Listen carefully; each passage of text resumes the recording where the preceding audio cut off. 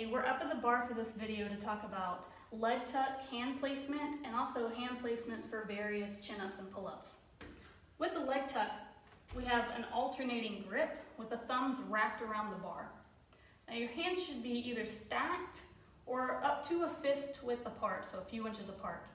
So if you realize that you're training with your hands way out here, start to switch and go to a close stacked grip and start training that way, because this is what it's going to be for the test. Now many of you guys are wondering, where should I put my hands? Right, left, which one should be closest to my head, whatever. I've heard a great cue from a few people recently is to grab it like a baseball bat. So you've got your right hand on top, you're right-handed. For the baseball bat, same thing. Your right hand's closest to your head, your left hand stacked right behind it. So your dominant hand should be closest to your head, and you usually get a better performance that way. All right, now the different variations of pull-ups. One that's becoming a lot more popular now for ACFT training is the Commando Pull-Up, because it has the same grip as a leg tuck. It's an alternating grip, and you're pulling yourself up on either side of the bar each rep. So the alternating sides. There's also a switch grip pull-up, which is underhand, overhand, and it's a standard pull-up. You would switch, obviously, each set, your different hand placement. The chin-up, if you're starting to train for the pull-up for the first time, or you're new to the pull-ups, I recommend starting with the chin-ups and then progressing to neutral grip and then going on to the pull-ups. Now, that neutral grip is hard to find, and that's okay. You can progress perfectly fine from the chin-up to the pull-up. So the chin-up is an underhand grip on the bar. Arms are about shoulder width apart. The neutral grip, where you've seen handles that come straight out on a cable machine in a big box gym. Sometimes they're above the captain's chair. So those poles, those handles, would put you in this position. Your palms facing each other. This is a neutral grip. All right. So if you can progress to those from chin-ups, fantastic. If not, don't worry about it. Most of us have a bar in the garage or a pull-up bar out in the field. That's no problem. The pull-up grip is an overhand grip. Now there's many variations. There's wide, there's narrow grip. Start training, if you're new to it, start with a shoulder width distance. All right. And a quick tip with the standard chin-up and pull-up. I recommend training, now you can train with thumbs wrapped around the bar or your thumbs on the same side as your finger, and I recommend training that way, the thumbless grip.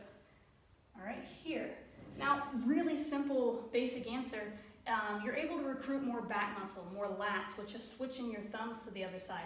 It takes your arms a little bit less out of the performance and more back, which, as we know, lats are key for this exercise. Pull-ups, chin-ups, leg tucks, okay?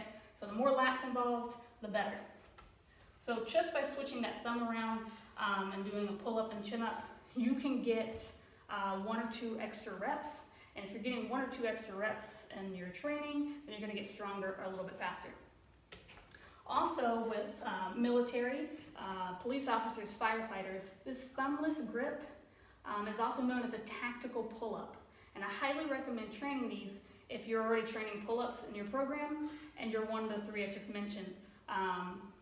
So with military and firefighters and police officers, in your job, you're pulling yourself up into a window, or maybe pulling yourself up and over a wall or a ledge, whatever. When you do that, your thumbs are not involved, okay? You're gripping the edge, the ledge of the platform, and you're pulling yourself up. So tactical pull-ups with that thumbless grip is a more specific training for military and police officers and firefighters alike. So try that out. Let me know if you have any questions. If you're more comfortable with the thumbs wrapped around, that's fine. It's not a right or wrong thing. Just that little thumbless grip gives you a little bit extra, sometimes with your performance. So you're starting out training for chin-ups. You're not quite there yet. You can't get a full chin-up yet. That's fantastically fine. Like that, fantastically fine. It is okay. We're not all born and just pop out and do chin-ups. So a great way to progress is getting these big resistance bands. Buy a pack of them. It's not expensive at all, and most gyms have a set. So if you don't see them on the floor, go up to the front desk, and they usually have them behind a desk sometimes. So when you're starting, start with the thickest band. It's going to give you the most help with the pull-up. You're going to loop it around, pull it through, and now it's secure to the pole. You're going to grab both sides and just place one foot into the bottom and then fully extend. Okay? And then you'll use this to assist you in the pull-up. Once you're able to do 5 sets of 5, then move down to the next size of band. So keep moving down until you don't have to use the band anymore. But stick with, so if you're training the chin-ups, stick with the chin-ups, okay? Keep training the chin-ups until you get 5 sets of 5, and then move on to the pull-ups. Now, this isn't a rule. You can go straight into pull-ups, that's fine. This is just a common progression, chin-ups to pull-ups. So the bands will definitely help get you stronger. One thing I don't recommend is using the bands for a leg tuck. I'd rather you use the bands for chin-ups and pull-ups and then train a hanging knee tuck separately, and those will help you get stronger for the leg tuck. But for the leg tuck itself, trying to do an alternating grip with your foot in the band and then bringing your foot up, it's not as effective as just using the bands for the pull-up and chin-up.